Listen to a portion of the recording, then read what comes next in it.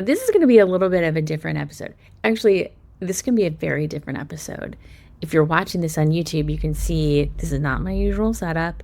I'm recording this from a hotel room in Orange County, California. I'm headed home today from a conference with my business mentor, James Wedmore. So I'm in his next level program. He does these next level events with like roughly around 200 people or so. My flight is delayed. So if you see me looking at my phone for flight updates, it's because of that. And I'm procrastinating on packing up all my stuff. And I didn't have an episode planned for this week, which is not true, actually. I had an episode planned. I actually had an episode recorded. But silly me switched the audio settings in Ecamm before I hit record, and the video I recorded didn't have any sound. So here we are. We're going to run my audio through Studio Sound in Descript, so we're going to go with it. I think this is episode 64 of Video Brand Infusion. I don't have any notes in front of me, so I have no idea. If you're new here, my name is Meredith, and here on this podcast, I have been pretty much talking about how to infuse the best video marketing strategies into your business so that you can build your thriving audience on YouTube, so that you can build your thriving video brand, so that you can generate consistent revenue in your business. So I talk a lot about YouTube. I talk a lot about strategy stuff. I talk a little bit about businessy stuff. One thing I want to talk about today is, I don't even know the word for it, but it's like the mental stuff and the emotional stuff of creating videos for strangers on the internet. There's three kind of things I want to touch on that have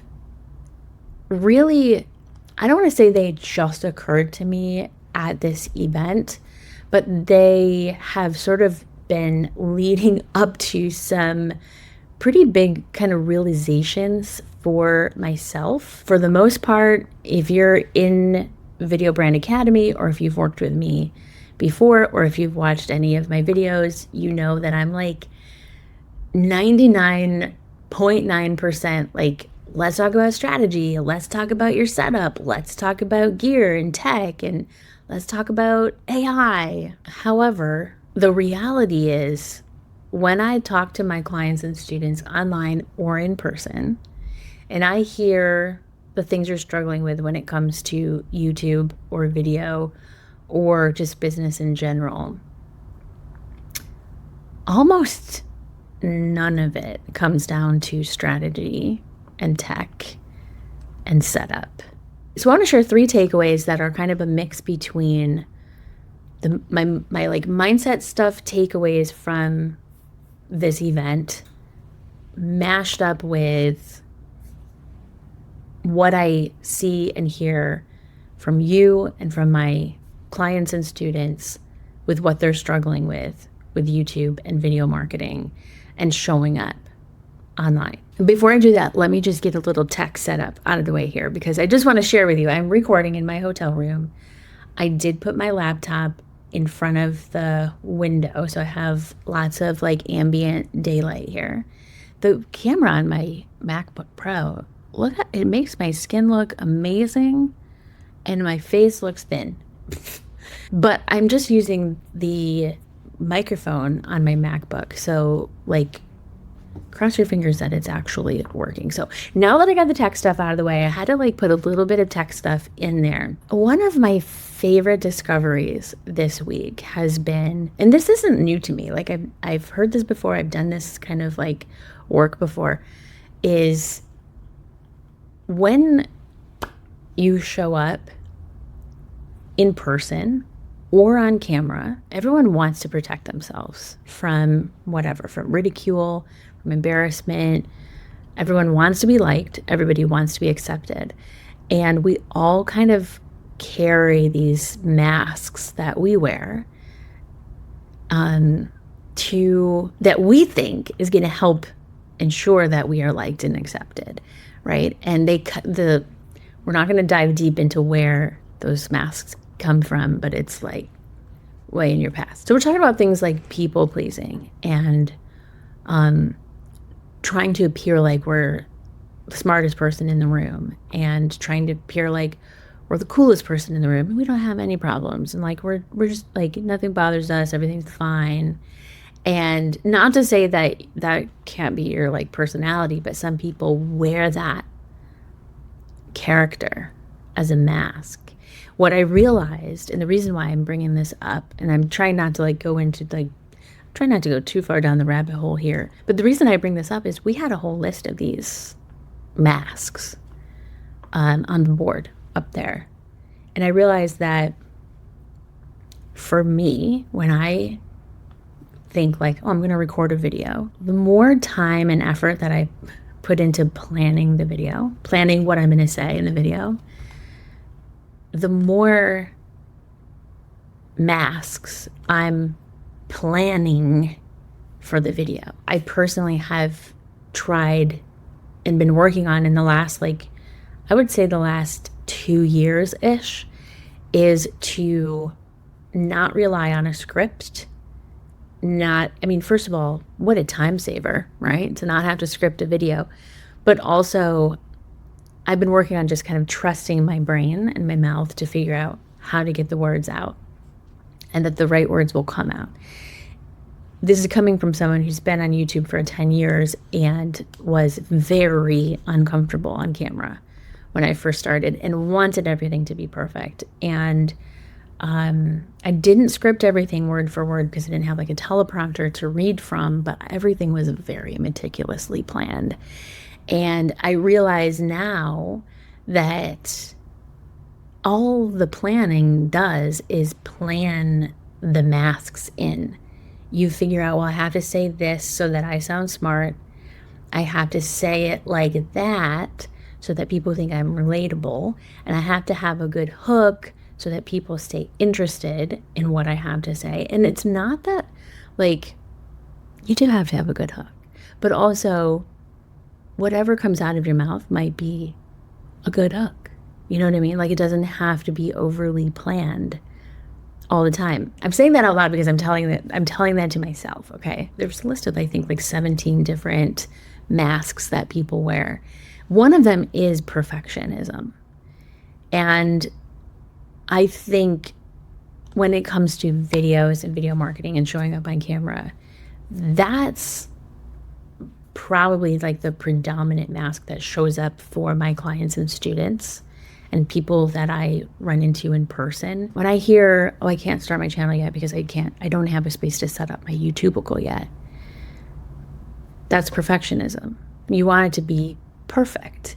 But you want it to be perfect partially for yourself, but also because Meredith has a whole series on her channel about how to crush it on camera, and I need to set up my camera like this and my lights like this and my microphone like this. I'm noticing now there's this like paradox of wanting to have the perfect setup, wanting to crush it on camera, but also at the same time not worrying about perfection and focusing on just showing up, just being who you are and letting the words just like come out of your brain however they come out of your brain. There's a paradox there that I don't know how to reconcile or if it's even reconcilable.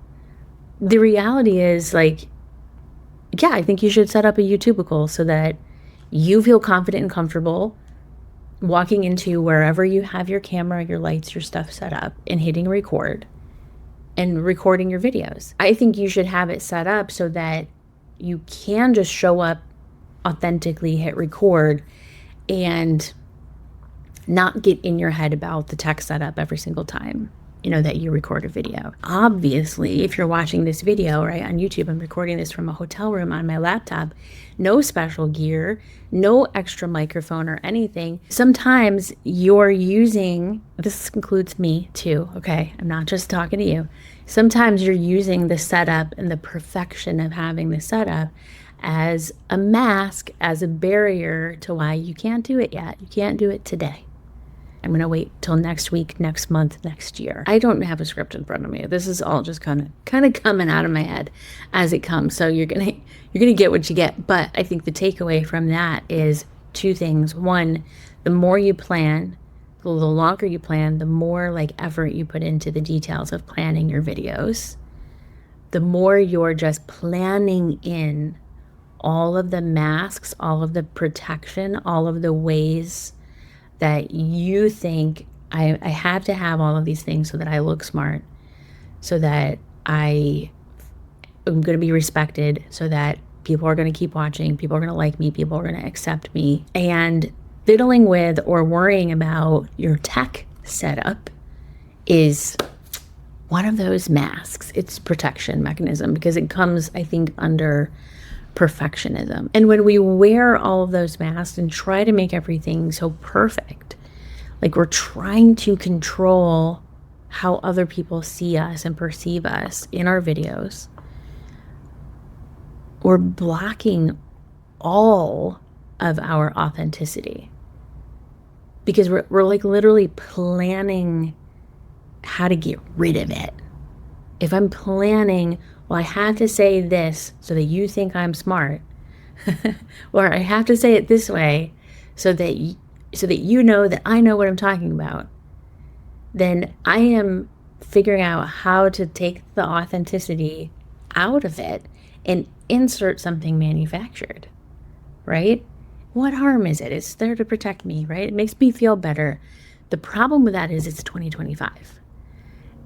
And one thing that AI can't do is authenticity. And I don't mean like AI can't sound like you. It can. I made a video a few months ago with a completely AI generated version of my voice to see if anyone would notice, and nobody noticed. AI can sound like you. AI can look like you or anybody. It can't connect because the AI doesn't have human energy that we like use to connect with other people. You know what I mean? And I think that energy comes through on camera, comes through more so in person, but it comes through on camera as well. And when you wear the mask and you block the authenticity, you're showing up like, this is going to sound really harsh. Okay. But when you block your authenticity by trying to be perfect, you're showing up no better than AI. You're not any different than AI if you're blocking that authenticity and trying to make everything so perfect. I get why we do it. I'm not saying you do. I'm saying we do it. I do it. I think authenticity and connection it's the antidote to losing your job or your business to AI, but it was always the antidote. The cheat code has always been authenticity and connection, right? It's funny recording this. I can, like, now it's like I immediately I immediately know where I'm trying to edit my words to sound like I know what I'm talking about. And the reality is, like, all of these pieces of the puzzle that have been sort of just like floating around in my brain just sort of clicked into place in a lot of ways through a lot of conversations this week around authenticity and connection and AI and perfectionism and people pleasing. And my brain is like, oh, you can't talk about this because you don't really have this figured out for yourself, Meredith.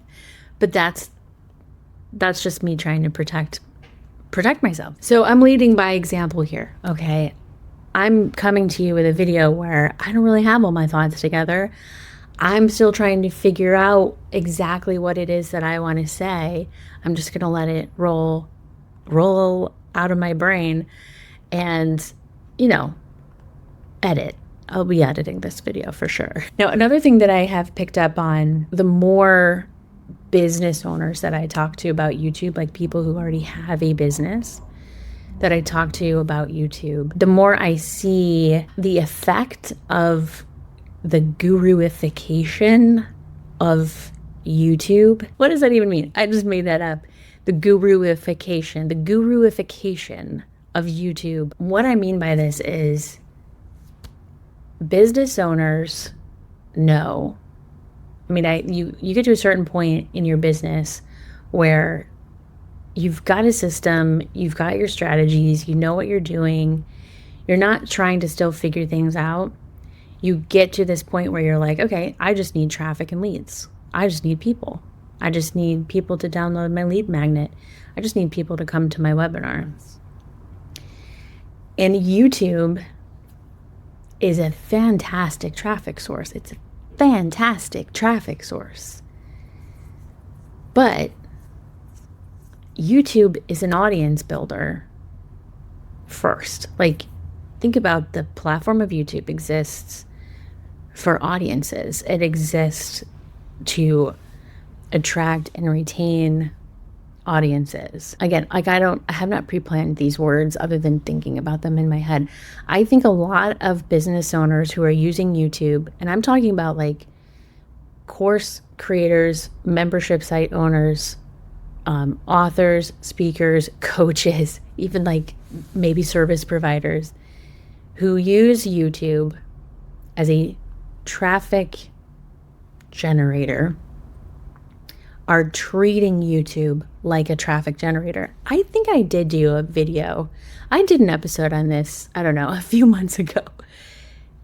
If you're treating YouTube like a traffic generator, you are missing the whole point and the whole power of YouTube, which is audience, community, connection. Been thinking about this for a while, but just in the last couple of days, I realized that the cheat code for this, the antidote for this, is that you, as a business owner, I think you have to treat your YouTube content, which could be like your podcast content, if it's on YouTube or even if it's off YouTube, whatever your YouTube content is, treat it like, show up for it in the same way, with the same energy, being the same person that you are when you show up for your paid clients, students, customers, and members. This was like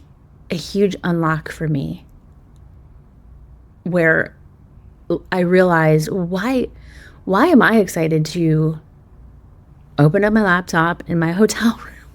In my hotel room when I should be packing to record a video. Why am I excited to create a piece of content for you, for my audience on YouTube? And the reason is because in my mind, I don't separate my audience where I'm just trying to get traffic from my paid clients, customers, and students who are in my paid programs. There's no separation of like, well, I'm willing to talk to you in this way and create this kind of content for you over here because you're my free audience. But over here, like for you guys that are paying me, it's going to be better or different, or I'm going to show up differently. And what I create over here is like more important. Think about who you are when you're trying to attract an audience with free content versus who you are when you're speaking to people who are paying you. Because if you are using YouTube to generate traffic, to generate leads, so that people find you for your business, just think about if you want the audience to become your paid clients, customers, and students, you probably have to give them the same level of energy and priority and service that you give to your existing paid clients and students. You know what I mean? And what I see a lot, and this is, oh God, this just like blows my mind now that I have all these pieces of the puzzle like clicked into place in my mind. What I see a lot is business owners who have all their stuff figured out for their business, and then they come over to YouTube and they're like, oh, I'm doing this, I'm doing that, but it's like not really working. I'm not really getting views. I'm not really getting subscribers. I'm not really getting leads. And when we look at why, Their strategy's fine. Their thumbnails are fine. Their topics are fine. Their hooks are fine. They're looking at the wrong algorithm, right? They're looking at why YouTube algorithmically is this not working, when they've unknowingly missed the fact that who they are when they hit record is like a different person than who they are when they're serving their paid clients and students, and how they prioritize recording that content is different than how they prioritize the content for their paid clients and students. And this is the thing that that sort of like breaks my little YouTube heart a little bit as a YouTube business owner, is they just want to outsource everything. I just want to hit record and just like my team will just handle everything. They want it to be very one way. And I don't think that's the best approach for YouTube. I'm not saying you can't outsource your editing and your publishing and all of that stuff, but there's a certain amount of insight. There's a ton of insight that you gain from seeing your YouTube comments, replying to them, from looking at your analytics, to seeing what are the topics, like what are the videos on my channel that are like popping, what's getting the most views, what's resonating the most, and seeing the other channels that are connected to you algorithmically in your analytics. You can do that in your analytics. We have there's a whole step-by-step for this inside Video Brand Academy. Shameless plug. And when you see, oh, the people that are watching my videos are watching these people's videos, you unlock this whole world of insight that I don't think it's a good idea to outsource. I think that's insight that you need to have. It's going to help you do your job better. It's going to help you do your business better, because you're going to have so much more understanding and insight around the clients and students that you're serving. And so often I realize when I talk to somebody who is outsourcing all of their YouTube stuff, not only are they paying an arm and a leg, but when it's not really working, but they're still not willing to do any of the work on their own, I don't know what to say to that. I think there's parts of having a successful YouTube channel that successfully drives traffic to your business and grows your audience. I think there are parts of that are unoutsourceable if you want to be as effective as possible. Again, because how you show up on camera is going to affect who you're attracting for the people that are watching your videos, and then ultimately become your clients and customers.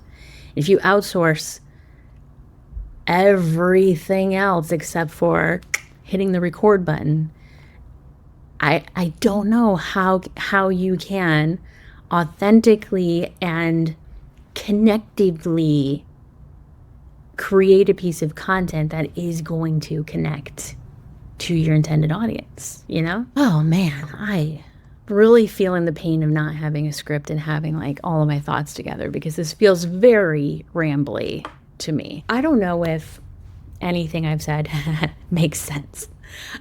My sense is that if there are some things that sort of resonate in certain ways, but you're still like, okay, now what do I do with this information, Meredith? And the truth is, I don't know. The truth is, I'm still figuring out what to do with this information. But I have one last insightful nugget for you here that I wrote down, which is how you see YouTube, creating videos for your business, growing your audience on YouTube. How you see that is how it's going to be for you. So if you see it as being like super hard and super time consuming, like your brain is going to figure out how to make it hard and time consuming for you. If you see it as light and easy and fun and worth it, then your brain's going to figure out ways to make it that for you. And at dinner last night, I had a conversation with Jason Brown from the Brown Report YouTube channel. If you're into stock stuff, you can check him out. One of the things he said, and I wrote this down because it was so good. He said, if you do what most people won't do, you'll have what most people won't have. Which I think means with regard to business, especially with regard to business. When most people are like, well, I don't really want to create long form YouTube videos. I don't have time for that. I'm afraid to talk to the camera. I'm afraid to make an unscripted video in my hotel room with no special gear, right? When you hear other people say those things, especially in your niche, that should be your sign, your signal that you should be doing those things. I've always said this about YouTube. If you're the only one in your niche that has the guts to show up or that rearranges your schedule enough to make time to make a video, if you're the only one that shows up, you're not in competition with anybody. So as I'm recording this on Saturday morning at 9:12 a.m. Pacific time, the version of me this past Monday that recorded an episode without the right audio and said, well, we're skipping a week on the podcast. That version of me is stuck back in Monday, right? Most people wouldn't be willing to go, you know what? I've got time. I've got bags to pack that I can procrastinate on. I can record a video in my hotel room, right? I've got light. I've got a laptop. We could do this. This is me doing something that most people wouldn't be willing to do. Even myself, 5 days ago, was like, no, it's just not happening. It's just not going to happen this week, right? But here I am doing it. And now I have something to edit while I'm at the airport or on the plane. Thank you, Delta, for the Wi-Fi. Hopefully, cross your fingers. Let me know which part of this video perhaps resonated with you the most, or maybe gave you something to think about. At least gave you something to think about. Because even I, after recording this, feel like I have a lot more to think about as well.